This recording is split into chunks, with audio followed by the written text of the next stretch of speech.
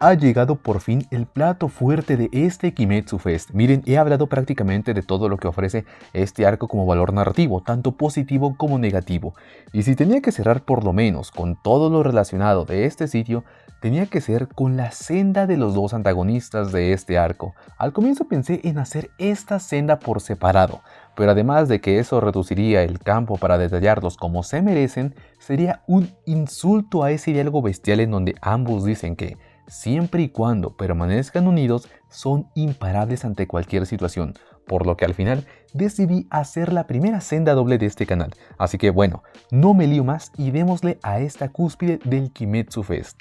¿Qué onda, gente de YouTube? Yo soy Ketsu y para celebrar el cierre del Distrito Rojo en este canal les traigo la senda de Ume y Gyotaro, las lunas crecientes 6.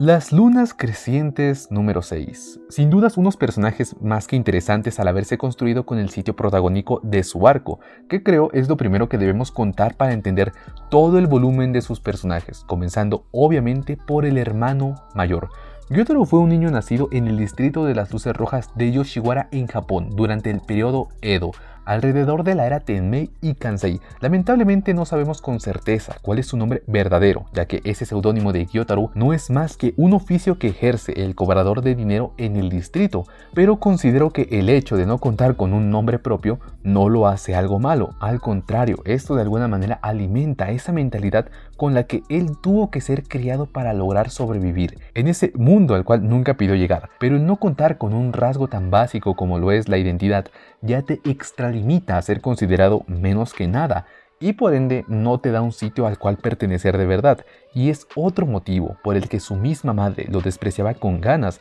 porque no solo le tocaría nacer en ese barrio tan lleno de crímenes y con una calidad de vida tan deplorable y muy apenas alcanzaba el dinero para comer, es que lo que más importaba en el sitio era el poseer una belleza para destacar y en efecto hacerse una persona importante. Sin estos atributos es claro que Gyotaro nunca iba a ser alguien importante o que provea algo de sustento para su casa, porque claramente el trabajo de prostituta de su madre podría darle algo de abasto, pero recordemos que se hallaba en el sitio más deplorable del Distrito Rojo. No estaba en la parte más rica y lujosa a la que solo podían ingresar personas con la capacidad económica para asistir cada que les diera la gana. Y entender esto para Gyotaro fue indispensable en muchos sentidos, pero el más importante es que desde pequeño él ya podía entender todo el contraste que existía en torno a la discriminación y el privilegio de la vida, porque venga, que de haber nacido bajo circunstancias mínimamente diferentes, le hubieran dado algo a lo que aspirar, en lugar de encapsularlo en una vida donde solo podía fungir como un simple cobrador y soportando burlas, maltratos de todo mundo y sin tener algo a lo que aferrarse de verdad. Solo que antes de siquiera imaginarlo, su madre había dado a luz a su hermana, una niña que resultó tener toda la fortuna que a Gyotaro se le fue negada, tener belleza, ser sociable y poder tener la capacidad de ser el rostro de una casa importante. Y en lugar de haber albergado celos o envidia por su hermana, la realidad es que Gyotaro solo podía sentir orgullo por ella, porque una persona inocente que lleva su sangre pudo tener todas las facilidades que él nunca obtuvo. ¿Y cómo podría enojarse con su hermana siquiera, si después de todo ella podría llegar sumamente lejos con la guía correcta? Solo que eso se quedó en simples idealizaciones, porque acá ocurre que su madre falleció abruptamente, dejando a Gyotaro, al que no le podría importar menos la muerte de su madre, como el responsable directo de su hermana, cosa con la que él se sentía feliz porque Ume era la única persona en el mundo que le importaba realmente o a la que podría ver como una humana de verdad. Porque claro, Ume era el regalo que la vida le había dado a él. Pero tristemente, esto no duraría mucho, porque a pesar de que Ume pudiera carrearse el negocio del placer y Gyotaro impartía de cobrador, el no conocer otro estilo de vida que no fuese el del placer, orillaron a Gyotaro a educar de mala forma a Ume. Ella desde su postura había aprendido a cobrar el dinero e irse, a no darles la oportunidad a los clientes o a ser altivamente grosera con las personas. Por eso es que ella nunca formó realmente un carácter reacio. Más bien, era demasiado influenciable porque a su perspectiva su hermano era el que tenía la razón. Ella misma había visto con el pasar del tiempo cómo eran tratadas las personas en el distrito, sobre todo las cortesanas, que eran lo más cercano a ser meros objetos materiales que pueden ser usadas al antojo de los demás. Ahora, es que ese egoísmo no es meramente una rabieta de niña berrinchuda, es que Ume desde pequeña entendió que fuera de su hermano solo podía contar con su propia vida. Sálvate a ti antes que los demás. Y el valorarse como hermanos que podrían enfrentar cualquier peligro siempre y cuando se mantuvieran unidos era el único reflejo de humanidad que podían tener, ya que fuera de esa línea eran tan solo un golpeador y cobrador que ahora usaba su fealdad como símbolo de autoridad y respeto, y la otra era una estafadora que solo debía preocuparse por su hermano. Solo que ahí está el detalle, porque el que Ume quisiera tanto a su hermano ocasionaría que entre ellos naciera el sentimiento de fraternidad pura, ese en donde una madre o un hermano sería capaz de romper la misma lógica con tal de salvar a un ser querido, y en este caso, defenderlo. Cierto día Ume estaba trabajando con un samurái que frecuentaba mucho aquel barrio, alguien de alcurnia y económicamente acomodado como para que no le hiciera falta nada, y este sujeto desde su posición de privilegio no tomó reparos en burlarse de Gyotaro por la apariencia que tenía, cuestionando de manera indirecta el hecho de si en realidad eran hermanos de sangre, y por esa falta de respeto es que Ume no se la pensó dos veces en defender el orgullo de su hermano, sacándole el ojo con un broche de cabello, y por esta acción es que a modo de castigo, Ume fue quemada viva por el samurái y otra señora que, según sus palabras, solamente causaban problemas en ese barrio. Todo esto sucedió mientras su hermano no se encontraba en casa. Gyotaro tuvo la desgracia de haber presenciado aquel resultado tan inhumano luego de regresar del trabajo. A sus pies estaba el cuerpo carbonizado de su hermanita, pero totalmente irreconocible. ¿Quién hizo esto? ¿Quién se atrevió a hacerle tal cosa a mi hermanita? Gritaba por todo lo alto hasta desgarrarse la garganta. La vida nunca me ha dado nada y ahora me quitó lo que le daba sentido a mi existencia. ¿Cómo pudieron cobrarle así a alguien que cobra deudas? Gyotaro estaba conmocionado y no encontraba otra forma de desahogarse más que gritar y jurar que sin importar más nada, iba a vengarse con todas las de la ley. Para su sorpresa, aquel samurái lo estaba esperando y de manera cobarde lo dejó inmóvil para que se muriera en ese hoyo junto a su hermana, como si no fueran nada más que objetos desechables para pudrirse. Gyotaro nunca iba a permitir tal cosa porque así no es que debía morir, no a manos de alguien con un privilegio que no conoce lo que realmente significa tener alguna carencia económica. Y esa fuerza es la que le hizo imponerse ante la voluntad del samurái y a la señora que tanto había despreciado a los dos hermanos. Solo que ya era tarde. Por más que él sobreviviera, no había forma de salvar a su hermanita, que con duras penas se mantenía con vida. No confiaba en ningún humano y él mejor que nadie sabía que su pequeña hermana de 13 años iba a morir pronto. Pero Gyotaro solamente caminaba sin rumbo, bajo la nieve y con la mente perdida, lamentándose de haber tenido que nacer para sufrir de esa manera, hasta que se encontró con un ser de aspecto pálido. Vestía ropas elegantes y tenía una mirada colorida, solo que había algo extraño. Era la primera vez que hablaba con naturalidad con otra persona que no fuera su hermanita, además de que ese tipo estaba comiendo carne humana. Gyotaro acá ya no tenía fuerzas para seguir, iba a perder el conocimiento y a su hermana por siempre, pero ese odio que tenía en su mirada hizo que aquel tipo se conmoviera tanto que no dudó en transformarlos en unos demonios. Les daría la fuerza para sobrevivir e imponer sus reglas, la vida eterna para que con sus propios ojos pudieran ver cómo conseguían todos los placeres del mundo y para que sean capaces de ser miembros de las 12 lunas demoníacas, una facción en la que, por cierto, aquel demonio tenía el rango 6 creciente. Y este acto Gyotaro lo tomó con más orgullo porque el ser demonio era para lo que él había nacido. Acá no importaba la belleza o este tipo de trivialidades, lo indispensable era la fuerza que a él le sobraba, y lo más importante es que su hermanita Ume iba a sobrevivir sin dudas, jurándose a sí mismo que, de volver a nacer, elegiría ser un demonio nuevamente. Durante sus primeros años como demonios, estos dos hermanos no hicieron otra cosa más que ganarse presencia y poder con sus habilidades, y algo indispensable que necesitaban era el conseguir carne humana de manera sencilla para poder aumentar su fuerza, por lo que entre los dos decidieron matar dos pájaros de un tiro, y es que idearon una forma de hacerse con el control absoluto del Distrito Rojo, no solo para ganar un territorio que solo les perteneciera a ellos, también para aprovecharse del trato que las cortesanas sufrían y de esta manera encubrir sus desapariciones con la excusa de que habían cortado lazos con sus casas, ya sea por fuga o porque no aguantaron ese estilo de vida que no les generaba algo de reconforte. Sobra decir que este plan les resultó bien, porque en apenas unos años, estos dos ya habían conseguido hacerse con la casa Kyogoku, un sitio donde la ahora llamada Daki se sentía como una completa reina que podía acampar a sus anchas y hacer lo que le plazca, y si por asomo alguien se atrevía a cuestionar sus actos o su misma posición, bastaba con silenciarlo para siempre, porque claro, ella era la reina, y nunca más se dejaría sobajar por nada ni por nadie como en el pasado.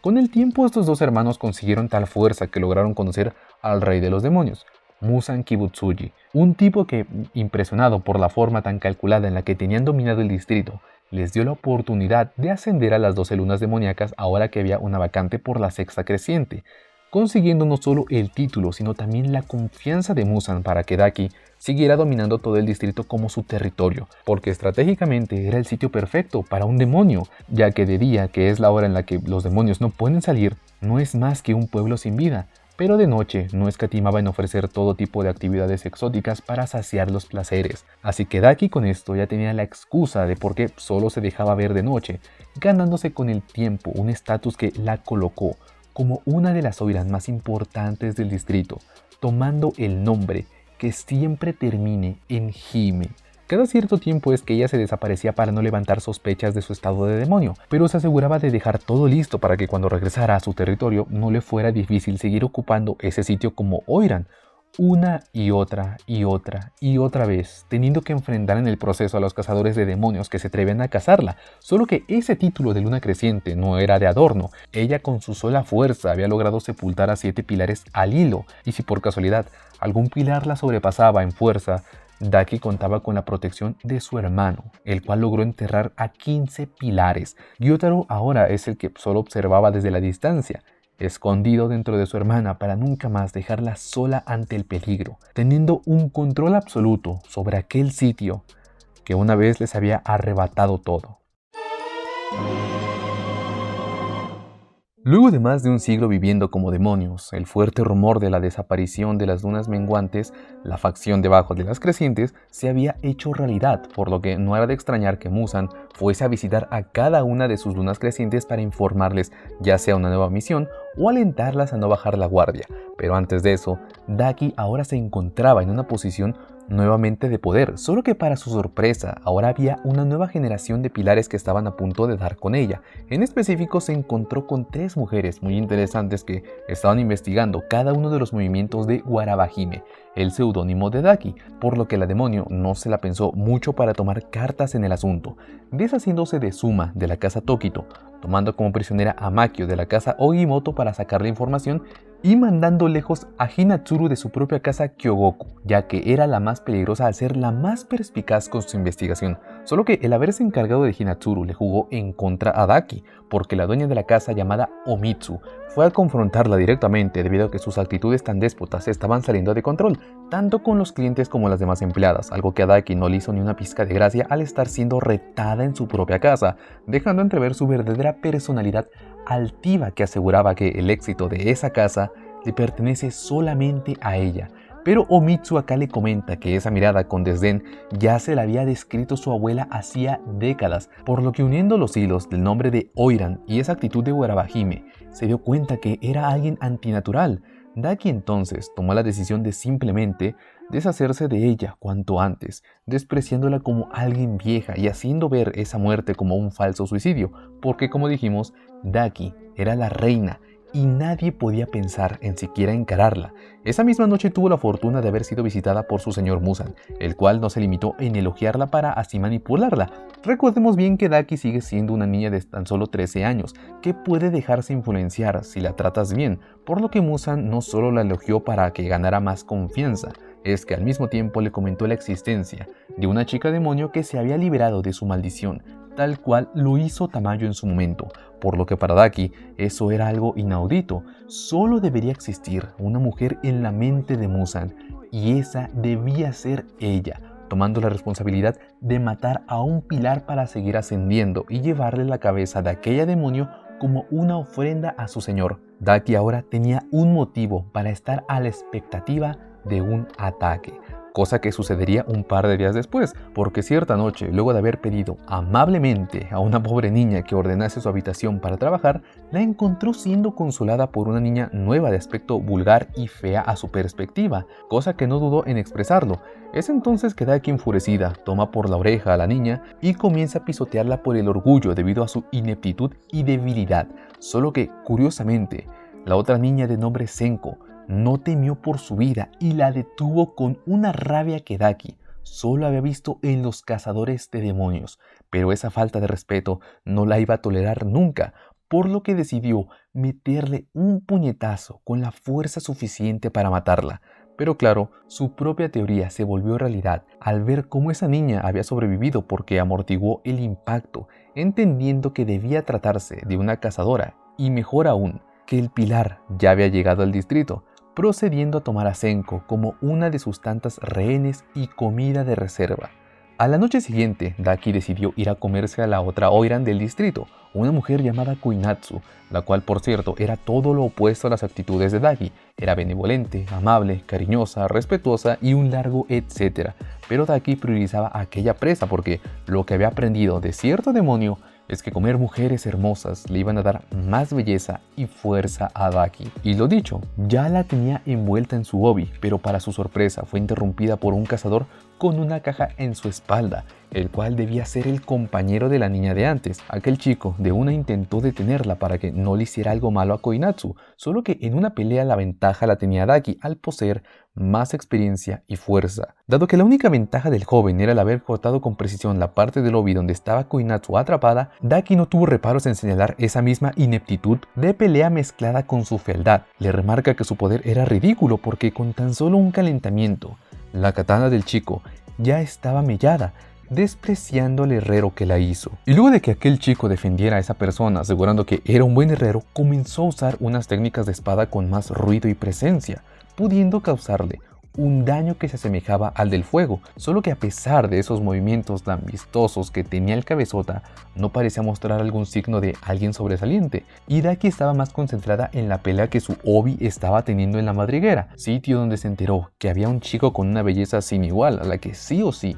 debía consumir. Pero un fuerte estruendo la alertó de repente y entendió de inmediato que el pilar al que tanto esperaba ya había llegado, cosa que corroboró una vez que su obi se fusionó con ella, dejándonos en claro que esa siempre fue su verdadera fuerza. Daki entonces no tenía ningún problema con dejar a aquel pequeño cazador a su suerte. El único que le interesaba era el pilar, solo que el escándalo de uno de los habitantes de ahí y el haber escuchado sus insultos no fueron tolerados por la demonio, la cual solo se limitó a causar un daño masivo a todas las estructuras por esa falta de respeto, regodeándose y tratando a la vida humana como simple basura. Esto, para su sorpresa, despertó el poder contenido del chico, que ahora cargaba con una mente mucho más fría y directa, porque así como Daki no podía permitirse recibir un simple insulto, para aquel cazador era inaudito que los demonios actuaran así con los humanos, como si fuese divertido de ver sufrir a las personas, si al final de cuentas también lo habían sido en sus pasados. Estas precisas palabras son lo que despiertan uno de los recuerdos que se hallaba en la sangre de Muzan, en donde un cazador con una apariencia similar a la del chico le recriminaban su actuar con los humanos. Pero para Daki, esas palabras estaban vacías. A ella ya no le importaba su pasado porque ahora podía vivir como toda una demonio sin miedo a la muerte, y lo único que le importaba era poder cumplir la orden de su señor. Acá la pelea vuelve a estallar con un amplio margen de ventaja por parte del chico, quien ahora pudo estar cerca de cortarle el cuello debido a las técnicas que estaba usando, solo que por más poder que demostrase, seguía siendo un simple humano con límites, mismos que lo hicieron colapsar antes de poder cortarle por fin el cuello a Daki, quien se había quedado perpleja porque ese mojoso logró superar su velocidad y fuerza en un solo instante, pero como sea iba a matarlo de una vez, y antes de darle el golpe de gracia, un demonio con una fuerza bruta tan monstruosa logró volarle la mitad de la cabeza a Daki,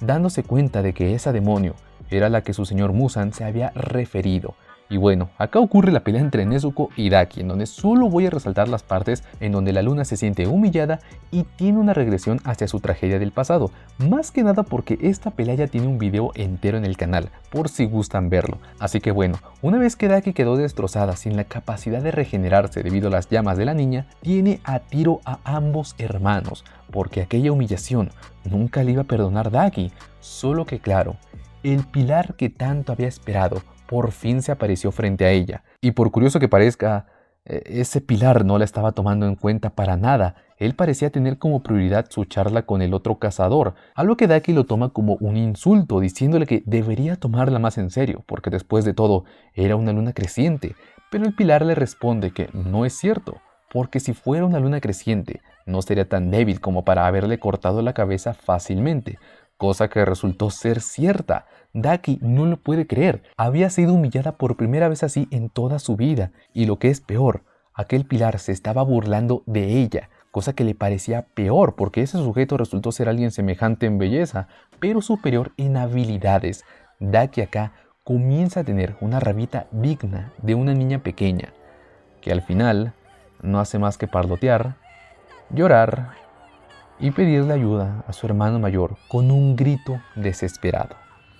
Gyotaro entonces hace acto de presencia. El haber escuchado a su hermana sufrir no iba a pasar desapercibido por él, y en un solo movimiento logró esquivar el ataque del pilar, para seguidamente animar a su hermana a que ya no llore, ya que no hay motivo para estar preocupada ahora que su hermano mayor estaba con ella para protegerla. Gyotaro otra vez repele y ataca directamente al pilar, un tipo que fue lo suficientemente hábil como para notar el cambio. Y lo que le resulta más ofensivo a Gyotaro es que ese tipo cuente con todas las bendiciones genéticas que lo hacen acreedor a ser alguien importante, siendo la primera vez que se encontraba con alguien así, descubriendo que además de poseer esas capacidades de combate, también tenía 3 esposas, con lo que Gyotaro solo puede entender que es un ser despreciable y vistoso que merece morir. Y acá aclaro nuevamente que no abordaré la pelea al completo, porque justo ayer le hicimos un video entero en donde englobamos la filosofía de lo vistoso, más allá de señalar aquellos momentos de hermandad en donde ambos están protegiéndose de una u otra manera,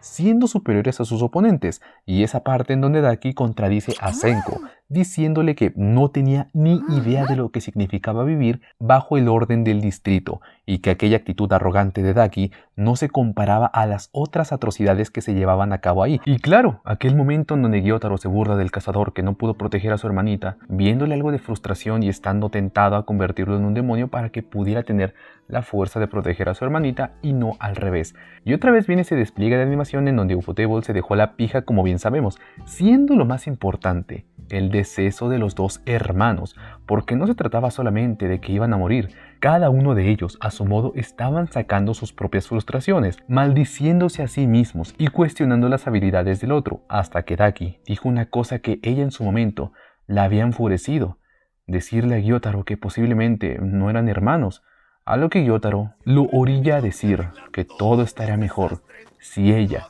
nunca hubiera nacido. Eso no es cierto.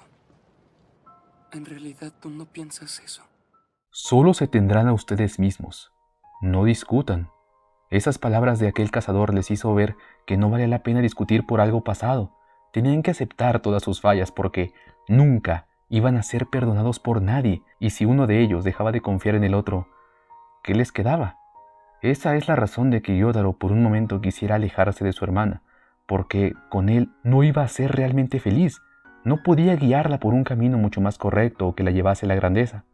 Pero para Ume eso no importaba, solo le bastaba con estar al lado de su hermano para toda la vida, porque después de todo, sin importar cuántas veces nazca, querría seguir siendo su hermana, para así poder ser invencibles estando juntos, dándose un perdón y una resolución que no dignifica ni romantiza ninguno de sus actos, pero sí les da esa perspectiva en donde el valor de un hermano o una hermana no es cuantificable si hay un cariño verdadero.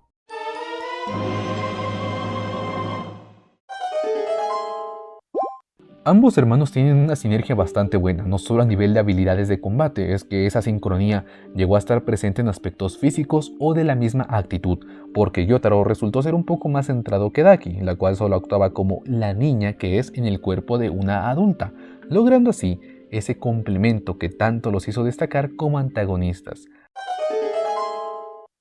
Y si contamos con el contexto de sus personalidades, la verdad es que son bastante refrescantes. Creo que estos dos personajes se salen de ciertos estereotipos clichés en donde solo los motiva la venganza porque sí, cuando además de darte motivos válidos, ninguno de los dos deja de actuar con sorna y desprecio. Hasta cierto punto esto los hace magnéticos para toda la audiencia.